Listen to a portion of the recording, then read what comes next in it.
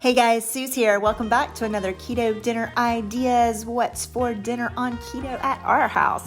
We make these videos every single week to give you a little motivation to get in the kitchen and get your keto cooking and keto meal prep on.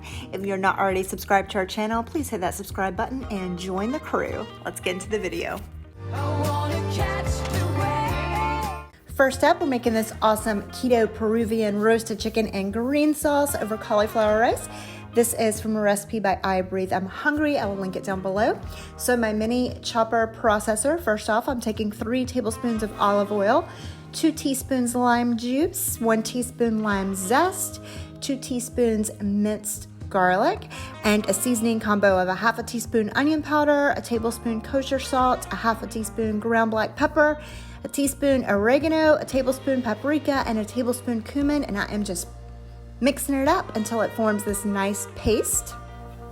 Now, I am taking about, I think this is 4 1/4 pounds young chicken, and I have it in a casserole dish, and I went ahead and buttered my casserole dish, patted my chicken dry, and now you can see I'm taking this paste and rubbing it all over the chicken, as well as under the skin as far as I can get, along the breast, back, thighs, under everything, over everything, you name it. It is a messy business, and I'm sorry if this grosses some of you out, but most of you are probably used to cooking raw chicken if you're following a keto diet. So even doing the inside of the chicken as well, and then popping the whole thing in the oven, 400 degrees for about 1 hour and 20 minutes. While that's cooking, getting started on my green sauce, I'm taking 2 jalapenos. I removed the seeds, snip the ends off, putting them in my blender, and I'm gonna go ahead and puree those some before I add the rest of the ingredients. So to that, I'm adding 2 cloves of minced garlic, which is just about 2 teaspoons of minced garlic, 3/4 a cup of fresh cilantro that I just chopped up some, 2 teaspoons of lime juice, a teaspoon of lime zest, 1 tablespoon of white vinegar, 2 tablespoons of olive oil, and then I'm adding 1/3 cup of avocado oil mayo. That's very keto friendly. To that, I'm putting in about 1/2 teaspoon of kosher salt. And now I'm just gonna blend this all together until it's a nice creamy consistency. Taking a separate dish, I'm gonna pour it in there and then go ahead and sit that to the side. Getting started on our onions in a separate dish, I'm taking about 1 cup of just sliced red onion, adding to that 2 tablespoons of chopped fresh cilantro, tablespoon lime juice, 1/2 teaspoon apple cider vinegar, pinch of kosher salt, teaspoon of granulated swerve, and then I'm gonna mix this all together until everything is just evenly coated. Pop a lid on it and stick this to the side while my chicken finishes cooking. Here's my chicken out of the oven. You do want to make sure you use a meat thermometer to make sure it is to the temperature that you like. You see I'm basting it with all of the fats and juices out of the bottom of the dish. And to serve it up, I just steamed some cauliflower rice with a whole bunch of butter and a whole bunch of pepper, sliced my chicken over it, drizzled with the sauce, and topped it with a little bit of those red onions. This was absolutely delicious. Actually tasted like a restaurant-style gourmet meal. It was a little bit of work, as you can see, but definitely worth the trouble and perfect for like a weekend meal when you have plenty of time to work on it. Next up, I made this awesome keto Mexican spinach casserole. My husband said this was one of his absolute favorite keto recipes to date, and I told him because it probably was a little bit more carb heavy than what we usually cook, being that it has about 7 net carbs per serving. So if you want yours less than that, you need to adjust the amounts. I already cut this recipe in half from the original, and then also adjusted some other amounts. So to start with, you can see I did a little avocado oil and a large skillet over medium-high heat. That's 1/4 diced up onion, 1/2 green pepper diced, and for the jalapenos, I just took like about a tablespoon. I used jarred sliced jalapenos, cut them in 4ths. Cooked that on up. Once my veggies were softened and the onions were starting to get a little translucent, you can see I just moved them over into a big metal prep bowl. Now I'm adding a 9-ounce package of spinach.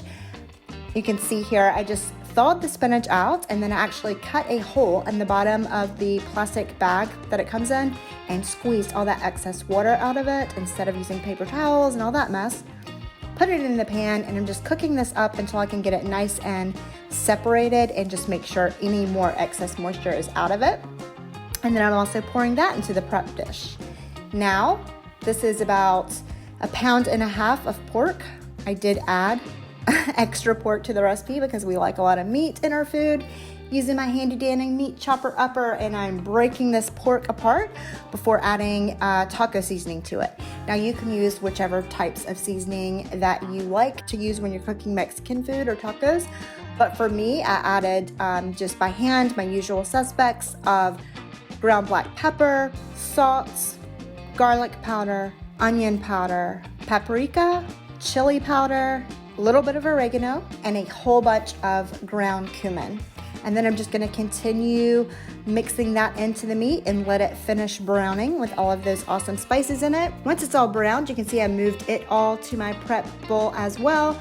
And I am topping it with a can of Rotel, which you know is just chopped up tomatoes and chili peppers. I did make sure to get all of the liquid out of it. On top of that, I'm adding 1/4 cup sour cream along with an additional tablespoon of sour cream and a whole block of cream cheese that is room temperature. On top of that, I'm putting in 1 cup of shredded mozzarella cheese, and then I'm just gonna mix this all together until all of the cream cheese is nice and melty and everything is fully incorporated. Next, taking in 8x8 baking dish, and because of all of the grease and everything from the pork, I'm not greasing it or spraying it with anything, and I'm just plopping that mixture in there and spreading it out pretty evenly. And because I'm me and I like cheese, I'm topping this with an additional, I'd say about 1/4 cup mozzarella cheese, popping this in the oven for 40 minutes at 350 degrees.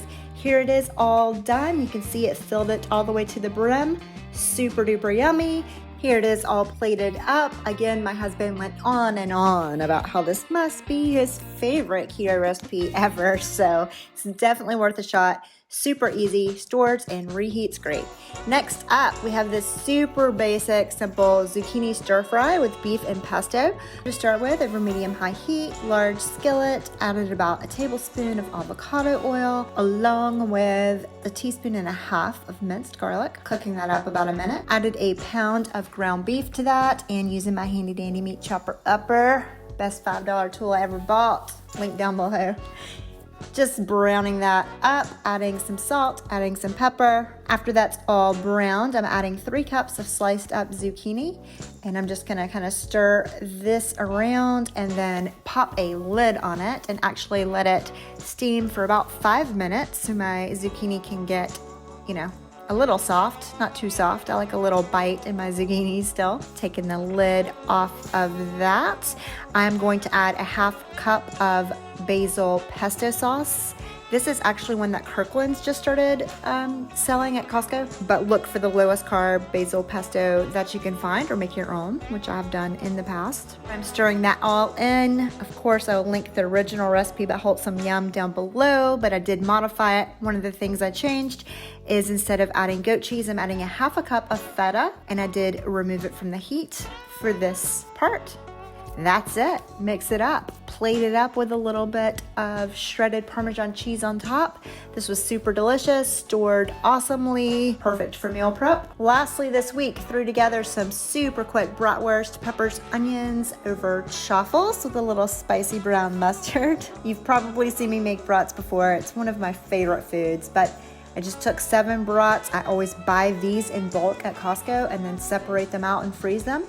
I'm giving them a really hot sear on each side over medium-high heat. And then flipping them, adding probably 1/4 cup chicken broth to them and putting a lid on to let that steam go ahead and finish cooking them. Turning them once, and then to these I am adding about 1/2 of a green bell pepper and maybe about 1/4 of red onion. Putting that lid back on and getting started on my chaffles. So for this, I just took 1 egg, tablespoon of almond flour, 1/4 teaspoon baking powder, whisk those up really, really well. You see I have my little mini Dash waffle maker over here. I already have it plugged in, preheating. I will try to find a link to that down below. I think I got it for like $10 on Amazon. It's pretty awesome.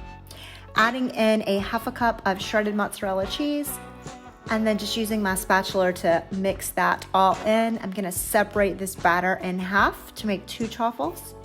Do you wanna spray your waffle maker with some cooking spray? And then just placing half of that mixture in there. And I cook these for pretty much exactly 3 minutes. That's how they look when they come out. Just put them to a dish and they do crisp up after a couple minutes. And then we're just repeating the process with the other one. Some people just use egg and cheese for their chaffles. I do like mine to be a little more bread-like. Here are peppers and onions all cooked up, and then here it is all plated. I just put a tiny bit of peppers and onions on top of the brat and drizzled with that spicy mustard. This was super satisfying and tasted like it had so many carbs in it, and it has hardly any, which is amazing. There you go, guys. There you have it. I hope you enjoyed this week's Keto Dinner Ideas. Easy keto recipes that we tried out this week. Make sure that you are subscribed to our channel to see weekly keto dinner idea videos from us, and make sure you give us a thumbs up if you like what we're doing. Comment down below if you have any suggestions or any recipes you'd like to see us try. Till next time, bye guys. May you always find your way to higher ground.